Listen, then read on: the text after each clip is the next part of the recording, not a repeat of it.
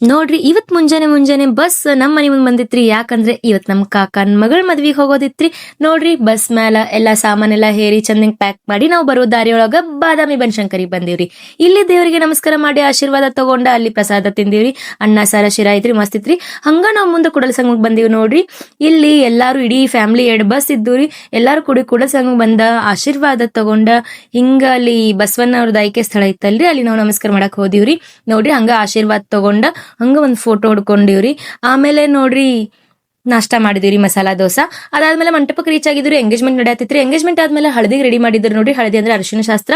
ಹುಡುಗ ಹುಡುಗಿಗೆ 5 ಜನ ಮುತ್ತೈದೆಯರು ಸೇರಿ ತಲಿ ಮೇಲೆ ಎಣ್ಣೆ ಹಚ್ಚಿ ಅದು ಶಾಸ್ತ್ರದ ಪ್ರಕಾರ ಏನೇನ ಹಾಡು ಇರ್ತಾವೆಲ್ಲ ಹಾಡಿ ಅವ್ರಿಗೆ ಅರಿಶಿನ ಹಚ್ಚಿ ಫೋಟೋ ತಗೊಳತಿದ್ರು ನೋಡ್ರಿ. ಆಮೇಲೆ ಇದ್ ನೋಡ್ರಿ ಮದ್ವಿ ಮಂಟಪದ ರೆಡಿ ಮಾಡಿದ್ರಿ ಎಲ್ಲ ಚೇರ್ಸ್ ಹಾಕಿ ನೆಕ್ಸ್ಟ್ ಡೇ. ಆಮೇಲೆ ಇದ್ ನೋಡ್ರಿ ನೆಕ್ಸ್ಟ್ ಡೇ ಎದ್ ಕೂಡಲೇ ಎಲ್ಲರಿಗೂ ಫ್ರೆಶ್ ಅಪ್ ಆದ್ಮೇಲೆ ಸ್ವಲ್ಪ ನಾಷ್ಟ ಐತ್ರಿ ಲೈಟ್ ಆಗಿ ಉಪ್ಪಿಟ್ಟ ಶೇವ ಚುರ್ಮುರಿ ಅದು ತಿಂದ ನಾವು ಮದ್ವಿ ಹಾಲ್ ನೋಡ್ರಿ ಮದ್ವಿ ಆಗಿ ಎಲ್ಲಾರು ಫೋಟೋ ಶೂಟ್ ತಗೊಳ ಮಾಡತ್ತಿದ್ದರಿ. ಅದಾದ್ಮೇಲೆ ನೋಡ್ರಿ ಸುರ್ಗಿ ಸಾಮಾನ್ ಇಟ್ಟಿರ್ತೀವಲ್ರಿ, ಸೊ ಅಕ್ಕ ತಂಗಿ ಎಲ್ಲಾರು ಕಳ್ಸ ಮತ್ತ ಆರತಿ ತಗೊಂಡ ಅದು ಚಾಚಾ ಇಸ್ಕೊತಿರ್ತಾರಿ. ಅದಾದ್ಮೇಲೆ ವಾಪಸ್ ಬರುವಾಗ ನೋಡ್ರಿ ಒಂದ್ ಸೀನ್ ಮಸ್ತ್ ಪಕಿ ಇತ್ತು. ಆಮೇಲೆ ನಾವು ಮನಿಗ್ ಬಂದ್ ರೀಚ್ ಆದಿವ್ರಿ. ಸೊ ಎಲ್ಲಾರು ಎಲ್ಲಾ ಸಾಮಾನೆಲ್ಲ ಇಳಿಸಿ ರಿಲ್ಯಾಕ್ಸ್ ಮಾಡತ್ತಿದ್ದರಿ. ಇದಾಗಿತ್ರಿ ಇವತ್ತಿನ ಲೋಗ. ಥ್ಯಾಂಕ್ ಯು ರೀ.